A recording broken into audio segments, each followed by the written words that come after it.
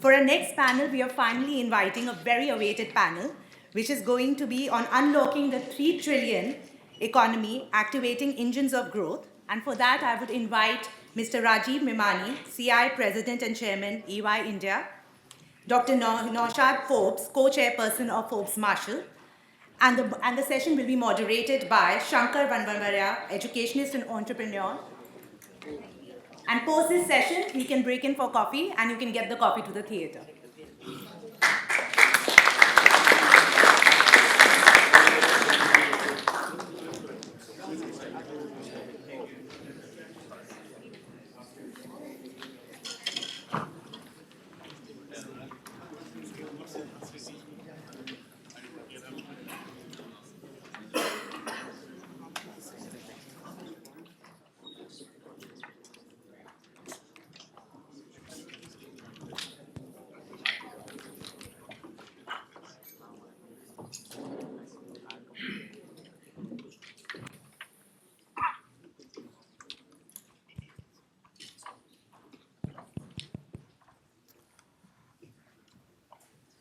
Good morning.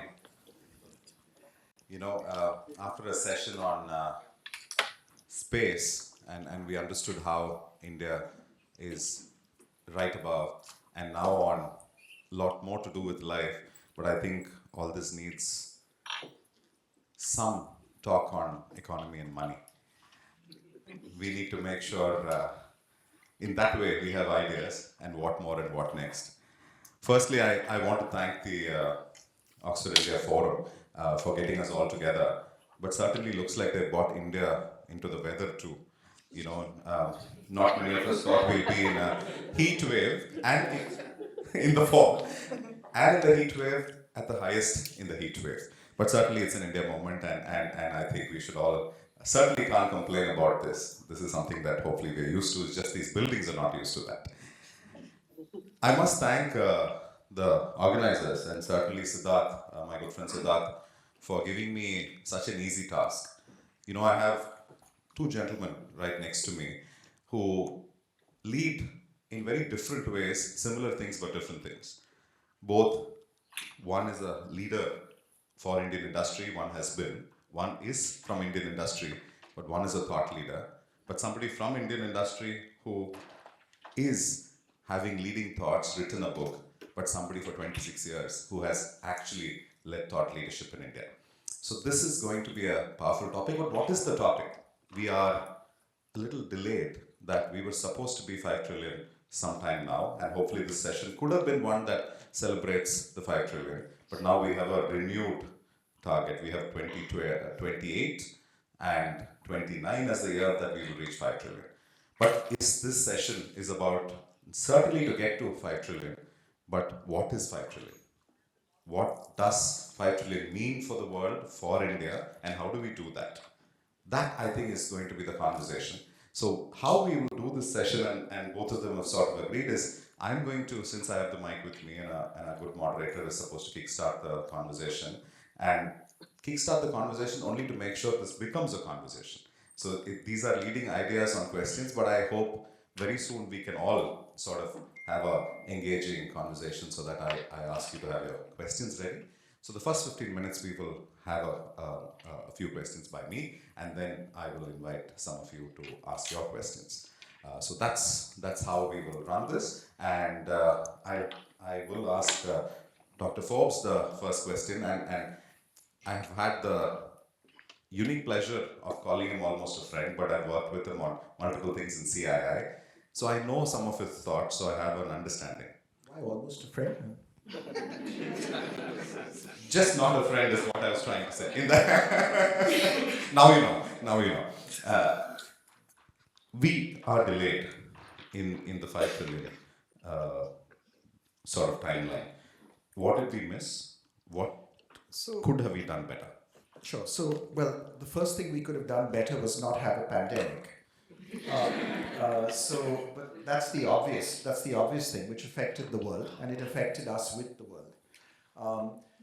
The second thing that I think is something we should consciously always keep in mind is what rate of growth we need to achieve as a country to get to our goals. So to get to our goal, as you know now for Viksit Bharat is to be a developed economy by 2047 when we celebrate 100 years of independence. That requires us to grow at about 8.5% a year for these next, actually for 23 years from last year, right, when the goal was announced. 8.5% a year is roughly 2% higher than the average we've achieved over the last 35 years.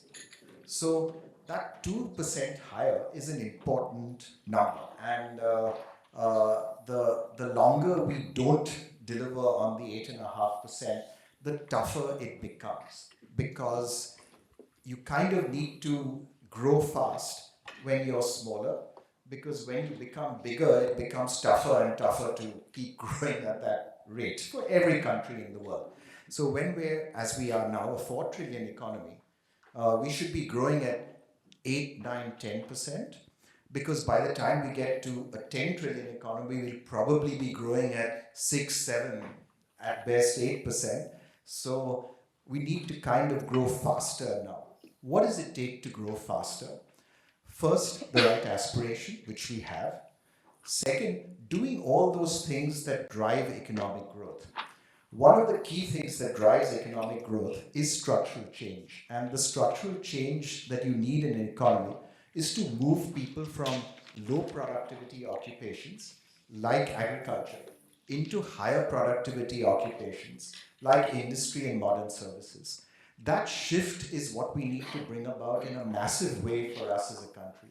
We've seen a big shift to informal services, relatively informal services, and we should not either underestimate the achievement or the benefits that have flowed to us as a country from that shift that's taken place as people have moved into informal services.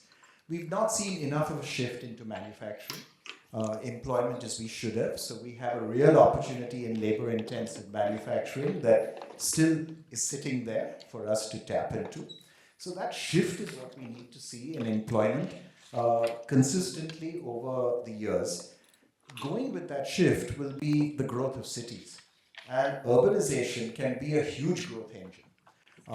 We may have some romantic notions of us living in villages, but all developed countries actually live in cities. The great bulk of populations live in cities, and those cities need to be attractive, vibrant, energetic, economic growth engines.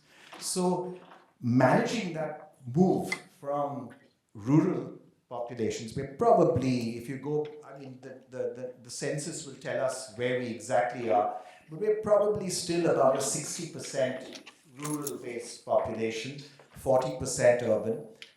There's been definitely a shift of at least 10% since the last census. But we need to bring about a pretty massive shift. I mean, we're talking of tens of millions of people who need to move from rural areas and lower productivity occupations into urban areas and higher productivity occupations each year for the next 22 years. How do we manage that in a way such that we build cities that are pleasant places to live, that are economic dynamos, where people exchange one with the other, and we know how entrepreneurial we are as a country and a population. So you bring people together, the entrepreneurship will happen, but it needs to happen in a pleasant, good, engaging environment. So the second thing is urbanization. And I'd say the third thing is the ambition of Indian industry. And this really brings it home, because do all of us as firms have the ambition to build world-leading companies that invest adequately in going global, that invest in international markets, that want to establish positions where we can lead the world worldwide? And are we investing adequately in technology and R&D to build proprietary technology in our companies that we can then take worldwide? We had a great session on ISRO this morning, and I think we need to be inspired by those kinds of stories in our own firms to build this strong dynamo of ambitious firms. And it's not going to be 5 or 10 firms. It needs, for India and a country of our scale, it needs to be thousands of firms that have that ambition to build worldwide positions for Indian industry? I'd say it's those three. Absolutely. So how the transition of what we see as industry and bringing to fold services of very different nature, urbanization, and also the ambition. I have a sort of a follow-up on ambition. I'll come a little later. But the same question before, I wanted to ask you on capital, which I will ask later. But the same question, any other additional thoughts on what Dr. Forbes just said? No, I think he's covered it in different ways, but uh, I think I mean, whether it's 5 trillion or 3 trillion or 4 trillion and everything else, at the end of the day, uh, how per capita income increases and how equally is it distributed to propel the economy forward. I think that is the key. If there is massive concentration of per capita income, it's not going to propel the economy forward. And for that, I think you need much greater value addition in India. You need much more of industrial activity, manufacturing activity in India. So that you have greater value addition, you have greater employment, you have greater business opportunities, you've got greater distribution of income in India, and that's a centrifugal force that just continues to grow. And I think honestly, I think there are lots of things that are happening. There are a lot of things that can be, but I'm not going to answer this. Otherwise, we will be on one question. But manufacturing to me is one of the biggest silver bullets. But we can cover that. So when we talk about this transition and also about ambition, one of the things that has been said is there enough money coming into India? Is India investing enough? I mean, it's related to the ambition aspect, but why are we not seeing capital the way that we should? And what is the way that we can start investing more, raise capital better internally as well? Yeah. See, I think, honestly, the amount of wealth that's created in India and the capital that's available in India today is just amazing. I mean, India's aggregate market cap of companies that are listed on the Bombay Stock Exchange is almost $5.5 trillion.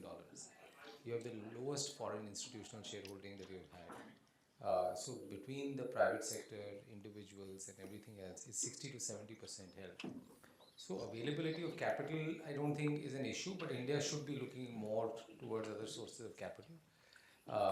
The Indian story is phenomenal. I think the GDP growth is good, but for me, more than GDP growth, it's what's the resilience in the economy. And I personally think that the resilience in the economy is just fantastic. I mean, if you look at our exchange, our borrowings, inflation, policy consistency, how the institutions like RBI, SEBI, institutions of democracy, how they are functioning, compare that with other parts of the world, I think it's a very stable, and that's what gives resilience to an economy.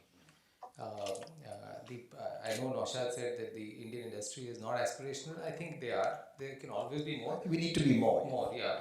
I think the place where we need to do is probably, and I know it's his favorite subject, so I don't want to steal his thunder, is on R&D. I'm sure he'll come to that at some stage. So, but obviously to be best in world, to be versus best in India and get market share, I think that mindset. And I think so. The long-term growth in India is just phenomenal. So I think if we are not attracting enough foreign direct investment, some of it is to do with what are some of the things we can improve, what we can communicate better, and thirdly, I think the people outside also have to understand that India is different. And I think we just need to capture that better. When I say India is different, meaning whatever you do in a different part, it's true for Indian companies if they come to Europe or US, if they were to operate in the same way, unlikely to be successful. You have to moderate to the Indian market. So I think it's a combination of three. And if I was to come to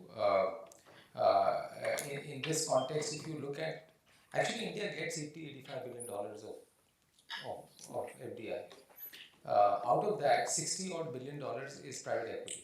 And the reason why private equity is very strong in India is because they back the Indian management teams, they back the Indian promoters, they have local decision making, they are people who are willing to take bets because they have understood India, they've spent the time in understanding India, and I think that's why they've done well. But we need more than private equity because we just don't need capital. We also need technology, people who are able to create jobs, create new projects, innovation. That's what, so more than capital, I think what India needs is much more of that. So what India needs to do to answer your question is really first, Shankar, is these global value chains. We have to be more part of these global value chains. And I think if you look at Apple, it's a great example. India tied up with Apple. Uh, Whatever they had to do, they did. And in a very short span of 4 to 5 years, almost about 150,000 jobs have been created. Most of them are women. The value addition was, everyone said the value addition, they're just pack printing was 7-8%, is now going up to 17-18%. Every year the value addition is increasing by 1.5 to 2%. India is doing almost 20% of capacity. I saw a company very close to Chennai. They're setting up a plant in 200 acres, 70 acres for manufacturing the glass assimilation and everything. So Tatas are doing, Foxconn is doing, many people are doing. So we need to get, if you look at Nike as an example, 55% of Nike's shoes are produced in Vietnam. 20-25% are produced in Indonesia. 17% are produced in China. Are there ways in which we can get those 2 or 3, 4 vendors into India, ensure that whatever their concerns and issues are addressed? Once they come, the others will follow. Once Apple has come, all the other in the electronics space, they will come, and you will have backward integration starting from semiconductors upward, going up to right to each of these pieces. So I personally feel one thing India needs to do is to be very selective in being part of, whether it's aerospace and defense, whether other areas, be part of global value chains, see how you can enable some of these companies to enter India. Once they come, the big ones come, the ecosystem develops, and that's how greater value addition happens in India, greater employment gets generated in India, and you get the economic lift that you need to get. The second thing, I do think that there are issues around ease of doing business. The government has done a lot, but I think much more needs to be done. And I think, as you know, they have created a high-level committee which the cabinet secretary himself is driving. But there, I mean, if you want, I can go on and on. But land, labor, and just the ease of doing business that's required is huge. So when someone comes wants to set up a manufacturing plant, big one, he needs 50 acres of land, and it takes him 12 to 18 months to figure out that. And then if you want to set up, say, a steel company, I'm just using that as an example, you need 175 to 200 approvals. If you have to set up a hospital along with a pharmacy and a diagnostic center, it takes you 300 to 325 approvals, and plus regular compliances. So I think the government is working very hard to try and reduce that. But land reforms, labor reforms, environmental issues, we can move faster. How we can simplify these things and communicate that, and try and see how we can change mindsets of Indian bureaucracy. And a lot of these things happen at states. So those states which can pick this up faster will progress faster, as we can see.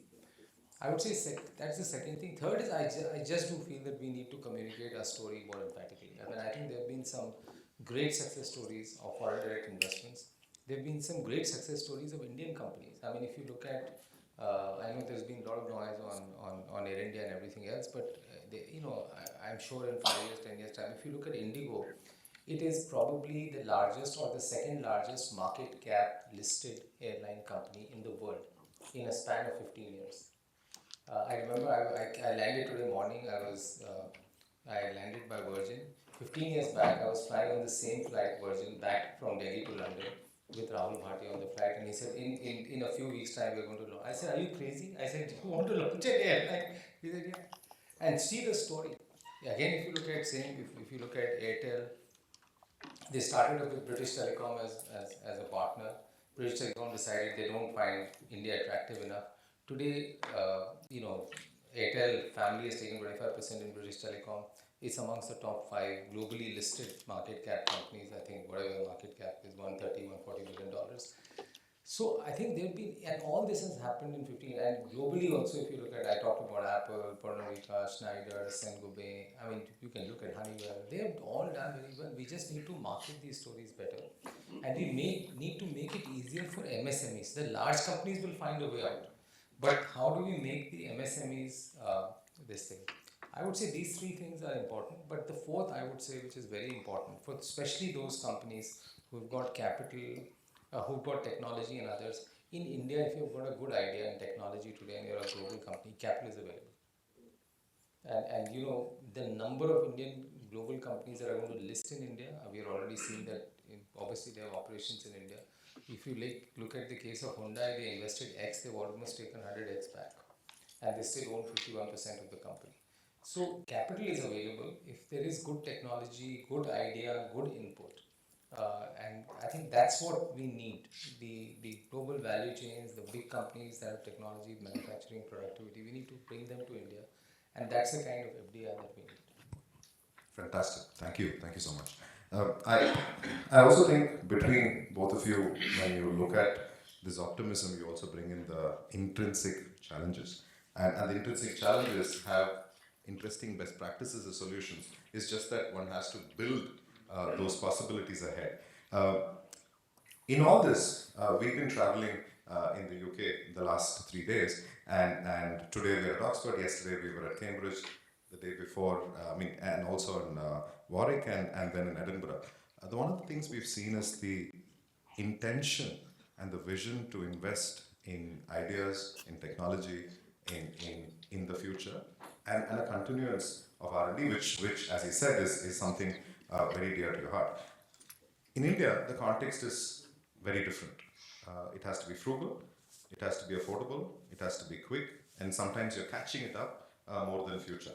How does one, in an Indian context, even though at a British context, one gets R&D at a very different level, with our lack of resources, our aspiration to get to jobs versus many things, in that ecosystem, you have ideas and thoughts, but what would your thoughts be on saying India in the future, looking at innovation, looking at R&D?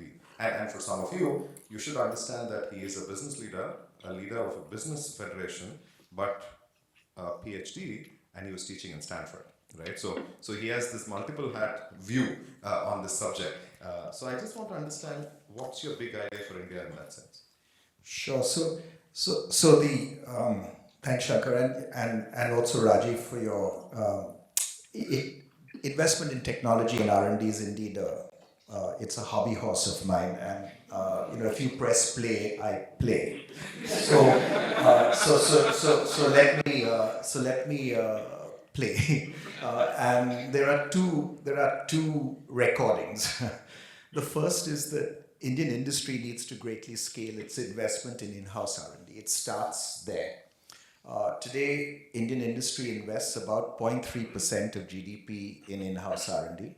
The world average is 1.5%. That's what China does as well.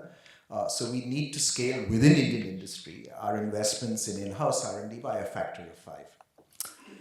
The second recording is that our higher education system accounts for about 0.05% of GDP investment in public research done within the higher education system.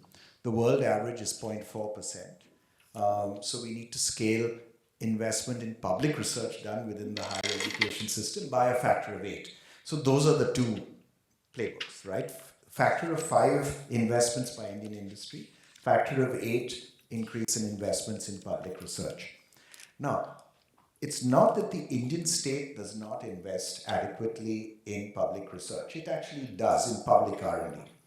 But where we do that research is different to where most of the world's governments do their public research.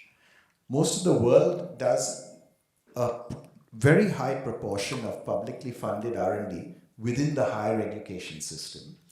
In India, we do most of our publicly funded R&D in autonomous government laboratories. ISRO, part of the Department of Space, is one of the leading examples of that. It's one of the most productive examples of that investment, but there are many others which have been less productive.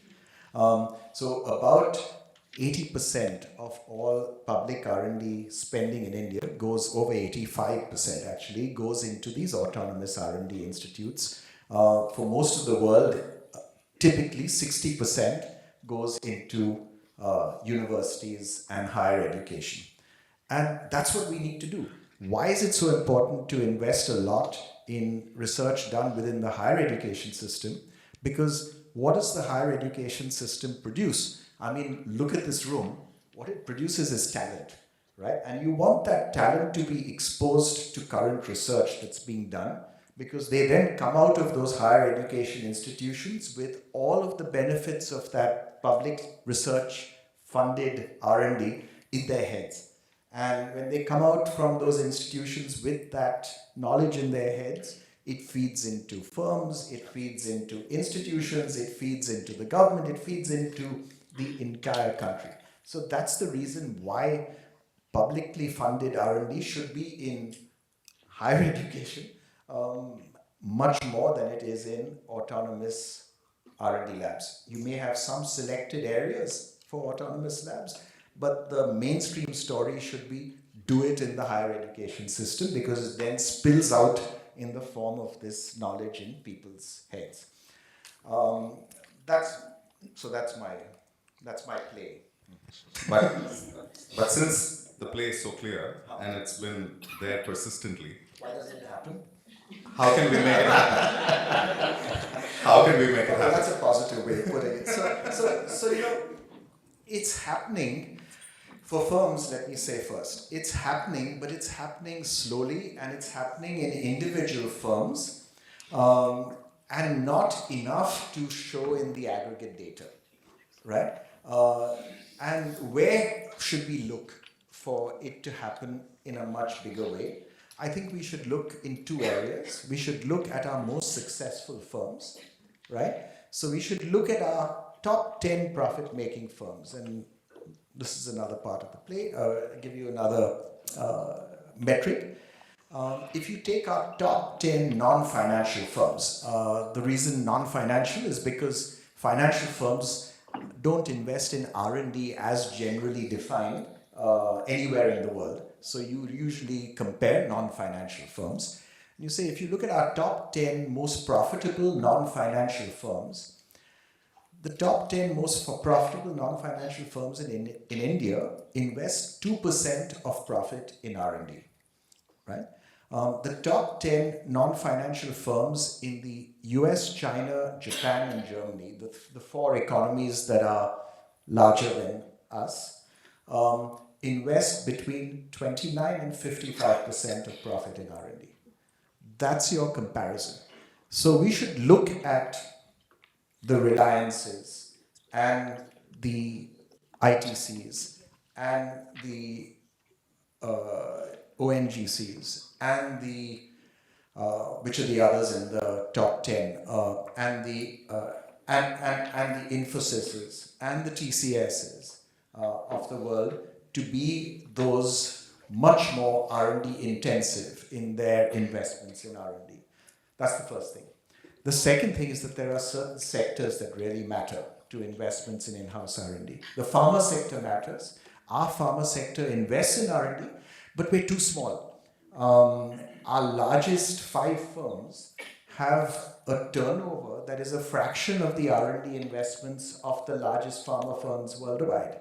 How do they compete? They need a 10-year roadmap with government support and encouragement that will get them to that world-leading position. So there's a pharma need, there's an ambition on the part of those firms. They need some help to get there. The auto sector, Tata Motors, Mahindras are now significant investors. Bajaj Auto, significant investor in in-house R&D. It needs to become more widespread in the auto components industry. It needs to spread across all of the sector generally. And then we need some industries that we don't have now. So if you look at the top 10 R&D investors worldwide by industry, there are 5 sectors where we have no significant firms. Electronic hardware, significant firms by international standard. Electronic hardware, general industrial engineering, tech products. There are 5 sectors where we have no firms, and we need to start attracting some of those firms. What Rajiv referred to in terms of the electronic assembly that started in India is a really positive thing, because that's the first step to get competitive firms in an industry, and then hopefully they start investing more in technology and developing more proprietary technology, and that starts a new engine going of developing a new sector where you have more R&D intensity. So, Thank you. I'm just going to bunch questions together so that we can get final thoughts. I certainly have to give it to you, and then maybe we can hear you actually.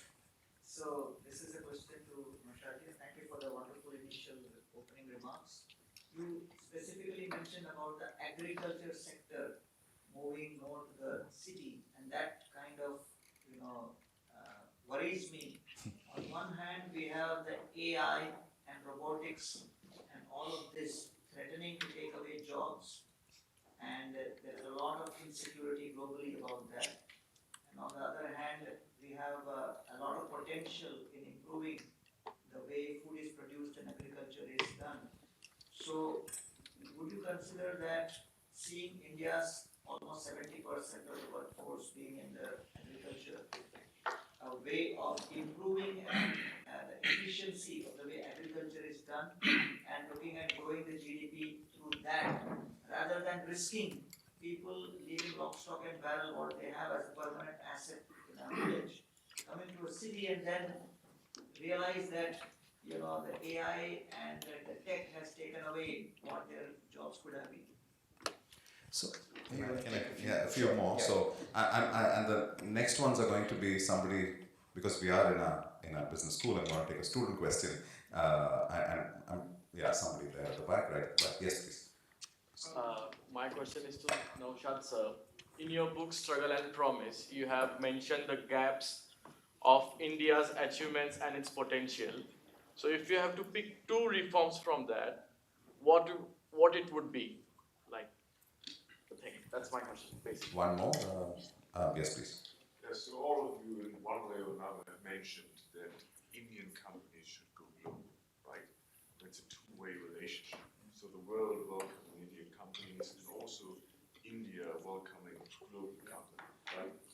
So specifically for European-Indian collaboration, what would you like that to look like, that relationship, and what challenges do you see between now getting to that place?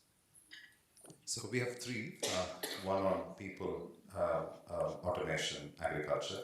The second on ideas for policy, and third, how do you want to take the first one? Sure. Yeah. Okay. So first, thank you, Garangji, for your question. We have to add value in every sector, and wherever we have opportunities to add value, we must. You're quite right. We have, I think the last economic survey says just under 50% of our total workforce employed in agriculture. If you look at productivity in agriculture compared to the industrial sector, our average industrial productivity is 20 times our average agricultural productivity. Value added per person in industry in our country is 20 times what it is in agriculture. It's simply a reflection of what we're doing and how we're adding value, not the individual's productivity. And we just have too many people in agriculture. You look around the world, the US and Britain that industrialized first now has well under 2% of its workforce. I think it's just over 1% of its workforce in agriculture. The US has under 3% of its workforce in agriculture. This was not always the case. In Britain, 300 years ago, the majority of people worked in agriculture, but there was this big structural change where people moved. In our case, the movement is going to be massive. We have to manage it. But I think we have to figure out how to do that, because that's going to be the biggest driver of growth. So we have to keep adding value in agriculture. We have to keep growing output in agriculture.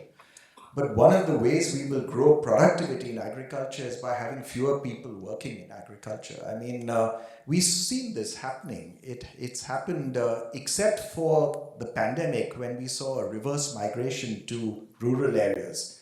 Except for that, the trend has been towards modern occupations in services, not in industry for us as a country, but it's happened, and I think we have to just enable that structural change over time and manage that process as best as we can. And invest in education, invest in skills for people widely so that they can get productive jobs. I'm very optimistic about employment creation in the modern economy in spite of AI. Joe can say this, but I believe that the smartest autonomous driving software will be beaten by the average Delhi driver any day. So, it may not always be that way, but as of now, it is. I have a different view. But You have a different. That's always a good problem. I would say, I mean, to answer your question, I mean, in a mathematical form, the contribution to GDP, the number of people employed, that difference has to go into greater value addition in manufacturing. I mean, there is no other way to absorb it. Or in services sector, in tourism, in media and entertainment, in other areas. I mean, today you have a big concert in a city, suddenly so many people get employed. People are consuming in different fashions. So I think we have to be very smart in how we see. And I personally think the AI threat is real. For the sector, for the services sectors that we are in, I think there will be a lot of jobs that will change. India has an opportunity of being the AI factory of the world because we have the number of AI engineers, you have 1/3 of them there, the cost, the speed at which you can scale up, and the ability to move very quickly with technology. I think that's great. So, but it does put a sense of urgency on manufacturing, on value addition in manufacturing, on tourism, on other areas, because I think it's going to move much faster, and I can see in companies moving much faster than what we can anticipate. Today, I know that if someone in our office is working, he is using AI in different forms to increase his productivity by 20-25%. Any organization that's hiring today, they're really questioning, do we really need to hire? I think it will create a crisis in the next 2 to 3 years, and I think as government and as industry, we have to try and see how we create. So I fully agree that jobs will change, and we have to enable and equip our people with the skills and knowledge that they must have in their heads so that they can change those jobs. And it's actually, by the way, a strong argument for universities like Oxford, with where you have strong investment in all fields, the humanities, the social sciences, the physical sciences, and in technical fields. I think it's that widespread, we don't know which knowledge base and skill set and so on is going to matter in the future. So you need them all. Yes. And I just also want to add, I live in Coimbatore, and we see agriculture, agro-processing, non-leather footwear, textile, some of the things, ideas, I'm not saying it's the successful model, but parts of India, industrialized India, where multiple things are happening together, are already there, and we just have to do it better, and we have to celebrate those models and create best practices so that it's just manifestable across the nation, I think. Just the 2 quick questions. I know the lady is sort of edging me, but So the 2 questions. In terms of 2 things, I'll be very brief, and then maybe in the break we can talk in more detail. A role for the state, role for industry. I think for a country that is as big and complex and diverse as us, the role of the state in India should necessarily be limited.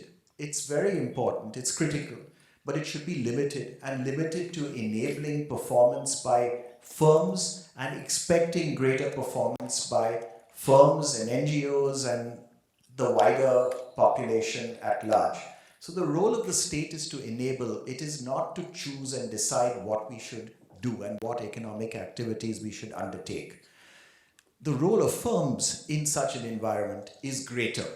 The role of firms is to invest in the future, to be much more ambitious, to take on roles, to include people in growth processes by investing in education, by spending more than our CSR budgets require, in actually including the wider population in growth processes. So I expect more from firms. I expect less in terms of scope of work from government.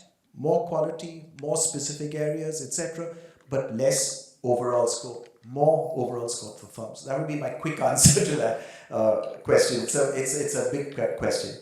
On the Europe question, I think the first thing that we have to appreciate in India is the wealth of technical talent that extends across Europe.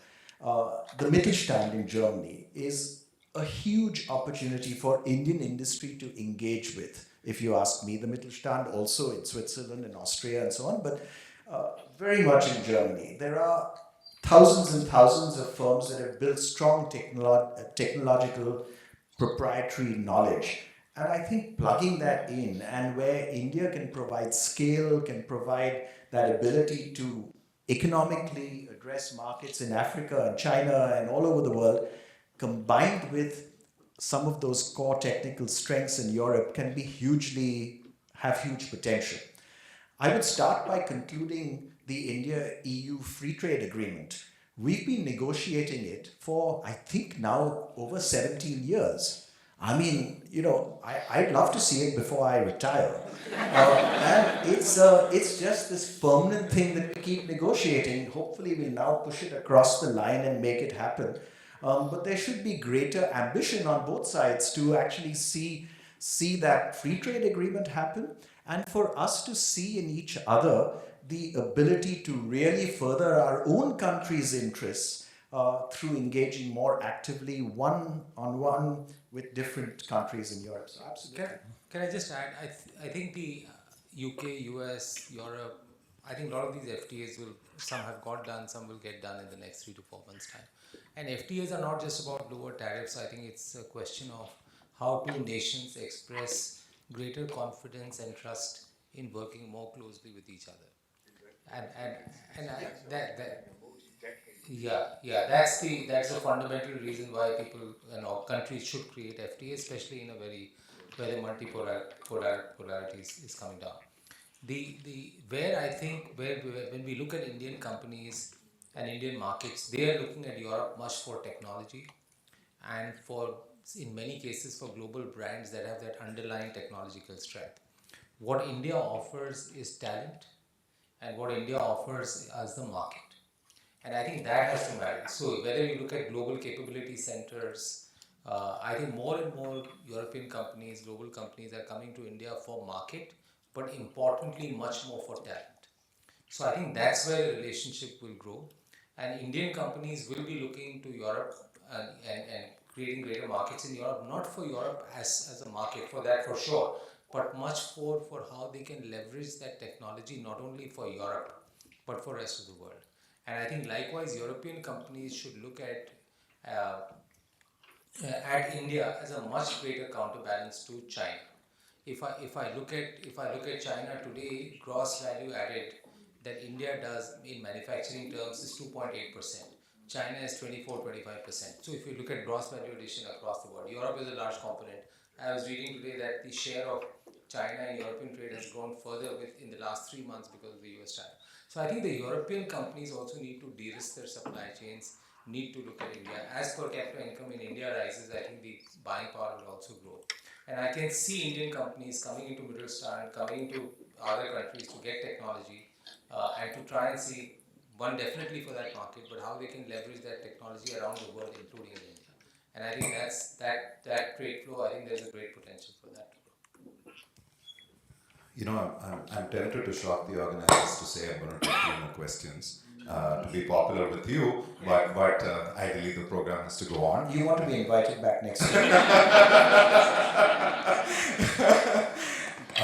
But I just want to close by saying we are at a point in history where it's tempting to say this is going to be an India century, but I don't think an ancient civilization with a 70-year-old nationhood reality, there is an opportunity to do things in an India way, a very different way, because we have a historical opportunity but an enormous challenge. Nobody in the world has seen such a population in such a reality with such an opportunity. So what I think, if you saw, there were challenges constantly being said, but I think what we also heard is optimism, positivity, and the fact that India can do a slightly different way. There were questions on some of those things, and I'm sure at some point when there's a break we can discuss this. But I want to thank both of them because this is something that they believe, in the India story. They work for the India story. But I think we are all here together because there is a possibility for all of us to work together. I just want to thank both of you for this, and I think we'll break with a